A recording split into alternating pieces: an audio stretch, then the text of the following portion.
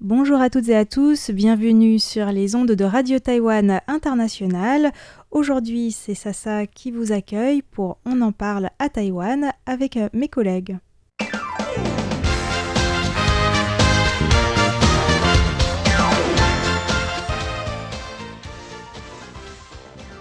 Rebonjour à tous, vous êtes en compagnie de Sasa, Florian Dai et Valentin Floquet pour On en parle à Taïwan de ce dimanche 30 juillet 2023. Alors aujourd'hui, nous avons 3 sujets passionnants comme d'habitude et très différents. Alors de quoi allons-nous parler ? Alors moi, je vais vous partager le festival des récoltes qui a eu lieu à Hualien la semaine dernière. Par les autochtones de Taïwan, c'est ça ? Par les autochtones de Taïwan, c'est ça. C'est pas que un groupe, c'était vraiment un festival qui accueillait une large variété de groupes ethniques autochtones sur 3 jours. Ok. Alors moi, ça va être peut-être plusieurs sujets. On va voir en fonction le principal du principal du temps qu'il va prendre. Mais sinon, ça sera vraiment une petite revue d'actualité des réseaux sociaux. D'accord. Et de mon côté, je vais vous parler d'une information sur Taïwan, enfin une vidéo qui est devenue virale il y a quelques jours. En fait, vous en avez peut-être entendu parler, ce fameux poisson de la fin du monde, entre guillemets, qui serait donc apparu dans l'océan près de Taïwan. Mais bon, c'est à prendre avec des pincettes. Oui, des grosses pincettes, de ce que j'ai lu parmi des experts qui ont donné leur avis là-dessus. Je n'en dis pas plus. Ok, moi je propose qu'on laisse Florian commencer parce que ça doit être le sujet le plus passionnant. Puis en plus, tu y étais vraiment, donc oui, tu vas pouvoir nous raconter. J'y étais même pas vraiment allée avec ma casquette de journaliste, j'étais juste allée pour en profiter. Donc ça sera pas une analyse détaillée des qui, quoi, comment, mais plutôt un partage d'expérience. Il y avait beaucoup de monde, peut-être même que certains de nos auditeurs ou auditrices y sont aussi allés parce que c'était vraiment très très plein. Donc il a eu lieu à Hualien, près du stade, au pied de la montagne en fait. C'était 3 soirées. Il y avait une navette gratuite depuis le centre-ville de Hualien parce que les parkings autour étaient blindés. C'était vraiment très très plein. Et en fait, il y avait un espace d'abord près de l'entrée avec beaucoup de stands. Je crois qu'il y en avait plus d'une centaine, 150, quelque chose comme ça. Et puis derrière, un espace avec la scène, qui était une scène ronde. Et tout autour, on pouvait... l'espace accueillait les spectateurs. Donc, ils pouvaient être soit debout, soit assis. Il y avait des tabourets qu'on pouvait prendre et déplacer comme on voulait.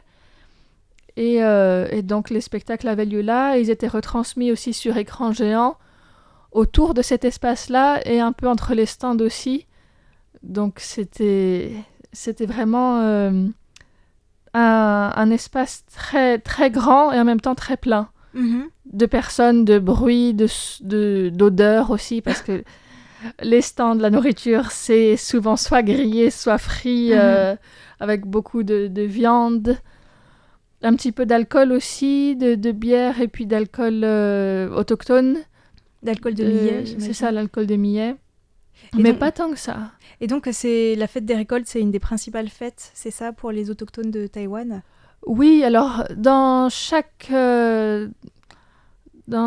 groupe, il y a des fêtes différentes, mais il y a très souvent des fêtes des récoltes parce que les fêtes sont liées à la vie quotidienne et les récoltes sont un élément très important de la vie quotidienne. Donc, le groupe le plus important dans le comté de Hualien, mais aussi à Taïwan, ce sont les Amis. Et c'était eux qui avaient le plus de représentation aussi, mais ils n'étaient pas du tout les seuls. En fait, chaque soirée était divisée par... il y avait donc 3 soirées, vendredi soir, samedi soir et dimanche soir. Et la première soirée, c'était la soirée de la rivière Sioguluan, la deuxième de la rivière de Hualien et la troisième de la rivière de Chilai. Et donc, c'était plutôt les tribus qui sont sur ces rivières-là qui étaient mises à l'honneur ce soir-là. D'accord. C'était assez intéressant, je trouvais, comme manière de diviser les 3 soirées. Par région ou biorégion, mais c'est ce qui m'étonne de mon point de vue, ouais, c'est de réunir les plusieurs groupes ethniques différents, en fait, ce qui est pas forcément évident, en fait, parce que normalement, ces fêtes ont lieu plutôt dans les villages, de manière très, très locale. Et du coup, ouais, là, c'est quelque chose de très particulier, j'imagine. Enfin, c'est Oui, bien, quoi. alors ce sont pas vraiment les fêtes traditionnelles Mhm. qui sont présentées là. Justement, dans les chants et les danses, il y a une partie qui est traditionnelle et une partie qui est d'inspiration traditionnelle, mais avec beaucoup d'éléments modernes qui sont aussi ajoutés là. Donc il y a plusieurs groupes de chants, de danse, de théâtre de différentes régions qui sont venus présenter leur spectacle, mais ce sont parfois des groupes professionnels aussi. C'est vraiment pas la petite fête de village où tout le monde se retrouve. Là, c'est vraiment présenté et pensé comme un spectacle et plus orienté vers le tourisme, en fait. Mhm, mhm. Bah, du coup, il y a quelques années, ça devait être en 2016, donc bon, ça fait déjà assez longtemps. J'étais à Hualien, justement, par hasard à ce moment-là. Et il y a une amie taïwanaise qui m'a proposé d'aller dans un village Amis pour voir une fête des récoltes. Et je me souviens plus du nom du village, mais c'était vraiment magnifique. En fait, bon, il y avait aussi toute une partie marché de nuit avec des stands. Faut bien sûr pouvoir manger. Et au début, c'était très très déroutant parce que au début, en fait, c'était avec les costumes traditionnels, mais ils dansaient sur de la techno et sur de la dance music, quoi. Et je me suis dit, mais attends, là, c'est pas possible. Mais en fait, j'ai compris plus tard que c'était pour chauffer un petit peu, pour mettre l'ambiance. Et c'est seulement dans la deuxième partie de soirée qu'il y a eu des danses traditionnelles. Et là, c'était magnifique, en fait, surtout grâce aux costumes, parce que les costumes étaient vraiment magnifiques. Et aussi, il y avait quelques spots, mais surtout, il y avait des torches avec du feu. Et ça donne une lumière très, très particulière. Et ensuite, dans la dernière partie, ils nous ont invité tout le public à danser ensemble, en fait. C'était très convivial. Ouais, c'était un beau souvenir. Bah, j'imagine que toi aussi, ça a dû être intéressant. Enfin, qu'est-ce que tu en as retiré, du coup, sur le plan personnel ? Il y a trop de choses à dire. Il y a les costumes. Alors effectivement, il y avait beaucoup de personnes en costume traditionnel, que ce soit des personnes qui allaient monter sur scène ou pas d'ailleurs. Certaines avec toutes les parures, depuis les coiffes qui font parfois jusqu'à presque 1 mètre de haut, Wow. avec des plumes. C'était vraiment très très coloré, les vêtements, les bijoux, les sacs, et puis des personnes qui avaient parfois juste quelques accessoires qui étaient peut-être autochtones ou peut-être pas, je sais pas trop. Ça pouvait être quelqu'un qui avait aussi acheté des sacs sur place, parce qu'effectivement, il y a beaucoup de stands de nourriture, mais aussi des stands d'artisanat, avec des bijoux, des sacs tissés troku, par exemple, des sculptures en bois, en pierre, des couteaux de cérémonie aussi, qui sont avec cette lame un peu recourbée, et dans un fourreau qui est aussi de bois sculpté, avec des fils devant pour qu'il ne ressorte pas. Ouais, j'aimerais bien en trouver un d'ailleurs. J'aurais dû aller pour en acheter un parce que c'est pas si facile que ça d'en trouver. Enfin, faut vraiment connaître certains artisans là-bas. Là, il y avait plusieurs stands qui en proposaient. Et puis, alors une partie était des couteaux de cérémonie vraiment, donc dont la lame était en bois peint. Donc ça se voyait pas tant que ça, que c'était pas du métal, mais très peu étaient vraiment en métal, en fait. Et puis il y a différentes tailles aussi, entre 15 cm et 30 ou 40 pour les plus grands. Parmi les stands de nourriture, un qui m'a surprise, c'était le crocodile. Quoi? Valentin, tu as déjà goûté le crocodile? Non, pas à Taïwan. À Hong Kong peut-être? Non, plus non, j'ai pas goûté. Non. Mais j'avais visité des fermes de crocodiles en Afrique du Sud et aussi pas des crocodiles mais des alligators aux États-Unis. Mais je suis pas sûre que c'était pour les manger, hein. C'était peut-être pour les sacs, non? Je sais pas. Non, pas en l'occurrence, non, c'était vraiment juste des fermes. D'accord. D'élevage, je sais plus pourquoi ils les utilisaient, mais ouais. Donc là, ils en vendaient soit grillés, sur des charbons, soit frits. Et donc tu en as goûté, j'imagine, Floriane? Non, je n'en ai pas goûté. Mais bon, alors c'était $350, donc à peu près 10 € la barquette, quoi. Et c'est pas tous les jours qu'on mange du crocodile. C'est pas tous les jours qu'on en mange. Et ce qui était le plus impressionnant visuellement, c'était qu'il y avait toute la peau d'un crocodile entier sur un lit de glaçons présenté devant. Ah. Et donc, sa bouche était maintenue ouverte avec une baguette. Et on pouvait toucher tout, quoi. Le crocodile était là devant nous. Mais juste la peau, pas... C'était un crocodile de lait. Je n'en sais rien du tout. Non, vous connaissez le cochon de lait avec la pomme dans la bouche. Ouais. Voilà, donc ça c'était le stand qui m'a le plus surpris. En tout cas, je m'y attendais pas. Après l'artisanat, il y avait des choses très très belles aussi, dont un stand de Tahiti, parce que il y avait également parmi les représentations un groupe de danse professionnelle de Tahiti qui était venu aussi, dans le sens où Tahiti fait aussi partie des groupes austronésiens, de culture austronésienne, donc qui sont proches ou de la même famille globalement linguistique et culturelle que les autochtones de Taïwan. Donc c'est dans ce cadre-là qu'ils étaient invités.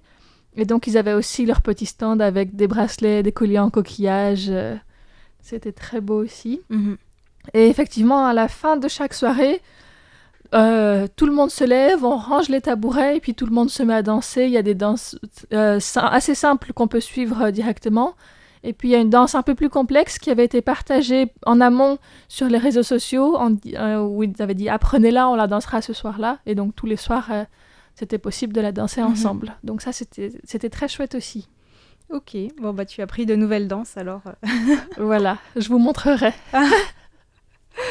Ok, bah merci pour ce partage. Je vais peut-être parler rapidement du fameux poisson de l'apocalypse avec des grands guillemets. Alors, ce qui est vraiment impressionnant, c'est que ils en ont parlé dans plein de médias. Par exemple, le New York Post, CNN, Newsweek, Forbes, National Geographic, TF1, etc. Alors, il s'agissait d'un poisson qu'on appelle poisson ruban, qui est très très long et brillant, mais géant, quoi. Il mesurait plus de 2 mètres, qui a été filmé par un groupe de plongeurs au large du port de Shenhao, dans le nord-est de Taïwan, fin juin. Et moi je dirais, pour décrire un petit peu avec des mots simples, on dirait un poisson hybride entre une sardine, brillante, argentée brillante, et une énorme anguille, quoi, mais vraiment géante. Donc c'est assez impressionnant comme poisson. Et donc selon ces médias, il disait dans le folklore japonais, ce poisson est signe de mauvais augure parce que sa remontée des eaux profondes coïnciderait avec l'imminence d'un séisme, ce qui lui vaut le surnom de poisson de l'apocalypse. En fait, c'est vrai que ce poisson, normalement, vit dans des eaux assez profondes et qu'on a rarement l'occasion de le voir. Ou alors, quand il est déjà mort, en fait, certains ont tendance, quand ils agonisent, ils ont tendance à remonter à la surface. Et donc, tous ces médias, c'est vraiment impressionnant, ont repris en boucle sans vérifier, en faisant du copier-coller, en fait. Et on est à Taïwan quand même, donc ça s'est passé ici. Heureusement, à Taïwan, il y a eu quelques recherches un peu plus approfondies. Et donc, il y a des informations qui ont... Des recherches faites d'ailleurs par un institut de recherche océanographique. Tout à fait. C'est le Musée national de la science et la technologie marine. Et en l'occurrence, un monsieur qui s'appelle Chen Lishu, et donc il a démenti, entre guillemets, le fait qu'il y ait un lien entre l'apparition de ce poisson et l'occurrence de tremblements de terre. En fait, c'est vrai qu'il y a des légendes qui le disent, mais ça n'a jamais été prouvé scientifiquement d'après lui. Et en plus, alors ce qu'il a dit, c'est que le poisson qui a été filmé par ces plongeurs, c'est pas la même espèce que celle qui d'habitude est citée dans la légende. Alors c'est vrai que le poisson qui a été filmé par les plongeurs. Je mettrai le lien sur notre site internet, enfin le nom, parce que j'imagine que voilà, il y a certains passionnés qui vont le chercher. C'est Trachypterus ishikawae. Oulala, ma prononciation. Trachypterus ishikawae. Donc c'est vrai que ce poisson est surnommé poisson tremblement de terre à Taïwan, mais en fait celui qui apparaît dans la légende en Asie de l'Est, c'est plutôt le Regalessus glesne. Et alors celui-là, il peut carrément mesurer plus de 5 mètres, voire jusqu'à 11 mètres, c'est vraiment impressionnant. C'est le plus long poisson osseux du monde, et il vit aussi à des profondeurs d'à peu près 1200 mètres.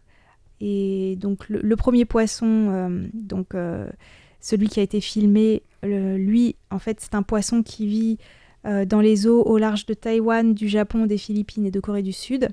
Alors que l'autre, celui qui apparaît vraiment dans la légende, il vit à peu près partout, bon, très très profondément, mais partout, sauf près des pôles. Et donc ouais, je me demande pourquoi les médias ont repris cette information en boucle. Je ne sais pas s'il y a une mode de la fin du monde ou quelque chose comme ça. Mais en tout cas, à Taïwan, il y a il y a une polémique parce que en fait, sur les images, on voit que ce poisson était blessé. Il avait quelques blessures et on peut se demander s'il n'avait pas été attaqué par un requin et que c'était peut-être pour ça qu'il voulait remonter à la surface parce qu'il agonisait. Et en fait, il y a l'un des plongeurs qui l'a touché alors qu'il était le poisson était déjà dans un état de stress.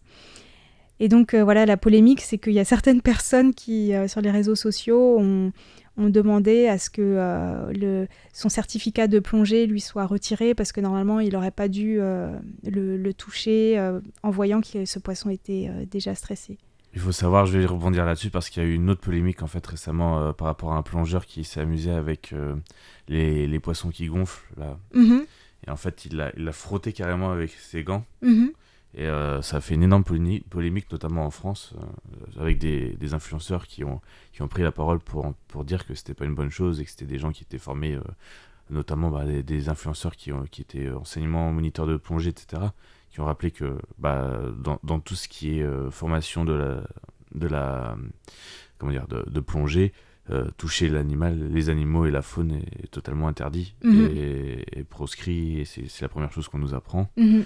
Et donc il y avait déjà eu, en fait, et je pense que c'est cette info, vu qu'elle était énorme, tout le monde avait déjà surfé un peu là-dessus, et le fait que ce poisson-là soit, que cet événement-là soit arrivé en même temps, à peu près, ça a juste à rajouter un peu de l'huile sur le feu sur ce débat qui était déjà ouvert récemment. Ouais, tout à fait, j'imagine que c'est lié. En tout cas, pour toucher un poisson qui gonfle, moi ça me semble assez difficile parce que c'est pas un poisson avec plein d'épines, non ? Et avec des gants, je suis pas sûr qu'il soit forcément il a des picots mais pas forcément épineux, et c'était avec des gants. Ah d'accord. Il a carrément frotté, et ça donnait l'impression qu'il était en train, comme si on caressait un chat ou quelque chose, qu'il était en train d'avoir une bonne sensation, etc. Mais dès qu'il l'a lâché, le poisson il est parti à toute vitesse dans son sens opposé. Il s'est pas dégonflé, non, il s'est dégonflé, oui. Non, il était ultra gonflé, il était très stressé, c'était pas forcément une bonne chose à voir. Ouais. Ok. Bon, en tout cas là, on a quand même des images assez rares de ce poisson ruban énorme. Donc je mettrai sur le site internet si vous avez envie de regarder. Mais maintenant, vous connaissez tous les dessous de cette histoire. Alors j'avais vu en ligne aussi que le poisson le plus rare était quand même celui qui avait été vu. C'est pas l'autre est finalement plus visible, celui qui vit en grande profondeur et qui est plus grand, et plus documenté, etc., que celui-là. Celui-là est très rarement visible. Il reste souvent en profondeur et on le voit très rarement, notamment parce qu'il est très localisé. Tout à fait. Ouais. J'avais vu ça aussi dans les news sur ce poisson. J'avais regardé un petit peu. Voilà, donc les images sont sur notre site, donc n'hésitez pas à aller voir. Yes. Ouais, bon, on va passer à ma petite revue de l'actualité des médias sociaux. Première chose dont je vais vous parler, c'est une petite nouvelle. Il y a d'abord le fait que le streamer américano-taïwanais Joey Chaotic qui avait disparu des réseaux sociaux depuis plus d'un mois est réapparu ce mardi ou ce mercredi sur les réseaux sociaux après donc plus d'un mois de disparition. Il avait été notamment, on savait que par la presse locale qu'il avait été arrêté par la police. D'accord. Au Japon. Il Mhm. était au Japon, à Fukushima. Il avait fait donc comment dire Il était allé dans une zone qui était encore interdite ou il était surtout, il avait fait une infraction à domicile dans un domicile abandonné, Mhm. ce qu'on appelle le urbex, Mhm. qui est une assez grande mode chez les créateurs de contenu, notamment au Japon. Mhm. Alors personne ne l'avait vraiment fait à Fukushima jusque-là. Là, c'était dans un hôtel qui avait été abandonné. Et bon, voilà, il était avec un autre créateur de contenu et il y a un japonais qui regardait le stream qui les a dénoncés à la police. Et donc, plus de nouvelles pendant plus de 30 jours, même si des gens essayaient de rassurer sur les différents groupes de discussion. Je sais pas si vous connaissez un petit peu le mode de fonctionnement des créateurs de contenu, notamment sur Twitch, mais il y a toujours un raccord avec Discord. Mhm. Donc sur Discord, les gens disaient qu'il allait bien, qu'il n'y avait pas de souci. Et donc il a été quand même, en anglais, il a juste dit qu'il avait été détenu pour être entendu, ce qui est à peu près l'équivalent d'une garde à vue, Mhm. mais une garde à vue de 35 jours. Waouh. Ouais, Voilà. Au Japon, c'est vrai que la garde à vue n'a pas de limite Voilà. ou Je elle pense est que- extensible. Je pense qu'il aura en tout cas appris sa leçon et donc là il a été libéré. Il a dit qu'il allait bientôt reparler de tout ça en ligne sur sa chaîne de prédilection qui est Twitch, hein, et donc voilà, il est revenu à la surface. Il a notamment fait beaucoup de contenu avec des créateurs français lorsque le streamer Papsan est venu à Taïwan. Il était là, il a fait beaucoup de contenu, ils ont fait beaucoup de contenu ensemble, ils ont des affinités dans la façon de créer du contenu, et donc voilà, donc voilà, retour un petit peu sur les réseaux de Joey pour dire que tout allait bien. Mhm. Voilà, donc ça c'est la première petite news, pas un truc très rapide comme ça, mais le gros de ma news, c'est une mamie qui fait parler d'elle. Ah bon? Moi, je croyais que tu allais nous reparler de la jeune coréenne Non. qui vit Non, pas 24 heures sur 24 en Voilà. streaming, mais... Non, là elle est en Europe en ce moment. D'accord. Donc, voilà. Si je peux parler si vite, rapidement d'elle, les Taïwanais disent que ces chiffres ont beaucoup baissé. Ses fans, entre guillemets, ou les gens qui la suivent, disent que depuis qu'elle est plus à Taïwan, elle a des chiffres médiocres et qu'elle ferait mieux de revenir à Taïwan. Voilà, enfin bon. Le public taïwanais, c'est le meilleur, ouais. C'est le meilleur, c'est le top. Ouais. Peut-être que ce qu'elle faisait à Taïwan était plus attrayant aussi pour le public que ce qu'elle fait en Europe. Non, c'est pas les mêmes horaires, c'est pas les mêmes publics, c'est Si c'est H24. voilà, et puis les Taïwanais vont être à fond dessus. Elle est pas H24, hein, mais même à Taïwan, elle était pas H24. Mais elle était voilà, les Taïwanais, les médias taïwanais reprennent. Donc forcément, elle a beaucoup plus de vues parce que les médias traditionnels reprennent et donc les gens voient à la télé les dernières news à propos d'elle, alors qu'aucun autre média dans le monde, voilà, ne s'inquiète d'elle ou de ce qu'elle fait. C'est vrai. Alors, cette mamie sur les Alors réseaux voilà, sociaux... donc, je vais vous parler un petit peu, c'est une petite news que j'ai trouvée en préparant l'émission, parce qu'en fait à la base je voulais vous parler du OnlyFans taïwanais et il n'y a pas assez d'informations techniques que j'aurais voulu vous partager. C'est que au final du contenu OnlyFans partagé sur les réseaux sociaux et pas un grand intérêt. Voilà. Moi j'aurais préféré qu'il y ait une tentative d'explication derrière le concept, mais j'ai pas trouvé d'article assez poussé sur le sujet pour que je vous en parle. Voilà. Mais il y a un OnlyFans taïwanais qui a été créé récemment et normalement l'ouverture officielle, ça fait plusieurs fois que je vois l'annonce sortir qu'il y a l'ouverture officielle normalement qui doit être faite. Mais voilà, c'est assez vague, c'est un peu étrange la façon dont le créateur de la plateforme fait les annonces, donc voilà. Voilà. Donc il y a OnlyFans taïwanais, c'est tout ce qu'il faut savoir. Mhm. Je n'en parlerai pas plus parce que j'ai pas d'infos assez intéressantes sur le sujet aujourd'hui. Donc oui, la petite mamie qui fait parler d'elle et qui vient de dépasser le 1 million de vues sur ses contenus, en fait. L'ensemble de ses contenus, hein, sur TikTok notamment. Elle marche bien. Et vous diriez qu'elle habite où? Dans la campagne taïwanaise, non? Je sais pas, elle fait de la cuisine ou quelque chose comme ça. Elle partage des contenus sur la cuisine ou Ouais, exactement. Mhm. Elle a même lancé sa chaîne sa gamme de produits alimentaires préparés pour que les gens puissent faire manger chez eux ses recettes, Ah etc. waouh! Ah, c'est Euh, professionnel là. C'est très professionnel. Elle a créé un site web. Alors, je pense pas que ce soit elle toute seule. Et j'ai l'impression que quelqu'un dans sa famille, de ce que j'ai suivi rapidement, était déjà une personne, une influenceuse ou quelque chose comme ça. Ouais, parce donc qu'il faut ça- quand même aider à prendre des bonnes prises de vue. Voilà, tout ça. les vidéos, etc. Mais elle a l'air de bien maîtriser des petites vidéos que j'ai vues, elle-même de bien maîtriser l'outil et de savoir déjà comment s'adresser à un Mhm. public, à une caméra, etc. Elle explique tout très bien. Donc elle a dépassé les 1 million de vues sur TikTok. Mais elle est aussi sur Facebook, elle est sur Instagram, elle est sur YouTube. Elle a vraiment compris le jeu de tous ces réseaux sociaux qui doivent s'assembler les uns aux autres pour pouvoir créer vraiment une synergie au Mhm. niveau. Et ça, je trouve ça assez incroyable. Alors, vraiment, peut-être encore une fois, je sais qu'il y a une influenceuse à côté plus jeune Mhm. qui l'aide à faire toutes ces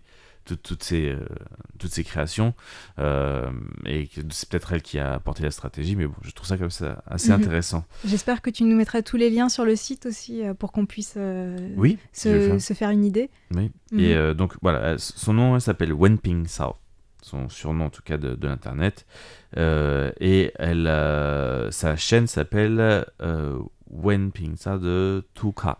Mhm. Comment expliquer? C'est le four en terre. Voilà. Mhm. C'est ça. Et K, c'est le café. Mhm. Voilà, donc, le café du four en terre, si on Mhm. peut le traduire. Mhm. Et donc, elle fait plein de recettes depuis Taichung. Et voilà, pourquoi aussi on parle d'elle, c'est que le 4 août prochain, elle fait elle fait vraiment tout comme les influenceurs. Elle fait sa petite réunion avec les fans. Ah ouais, Ouais, 1 vraiment. million de personnes dans son jardin, c'est Voilà. ça? Alors non, là c'est dans un centre commercial, je crois, qu'elle a organisé ça. Mais Oui, comme ça. pour la foule, faut quand même que ce soit assez grand. Et dans laquelle, en tout cas, elle va pouvoir parler et partager en fait son histoire. Mais à 80 ans, je trouve ça quand même très honorable. Mhm. Je sais pas si tu connais en France, on a Papy Claude. Non, je ne Enfin, connais pas. Enfin, moi, je le connais parce que je suis passionnée d'éco-construction. Mhm. Et donc, Papy Claude, c'est un YouTuber d'un certain âge qui marche très très bien. Et en fait, c'est pas du tout sur le même sujet, mais c'est intéressant aussi. Il explique comment faire pour rénover les maisons en matériaux naturels. Il a créé une formation d'habitologue aussi pour en plus pouvoir vraiment suivre des cours, mais il y a certaines vidéos qui sont libres pour tout le monde. Donc comme quoi il n'y a pas d'âge pour être sur les réseaux c'est ça sociaux. aussi. Oui, je veux dire c'était aussi une façon de dire qu'à Taïwan ça existait aussi. Mm.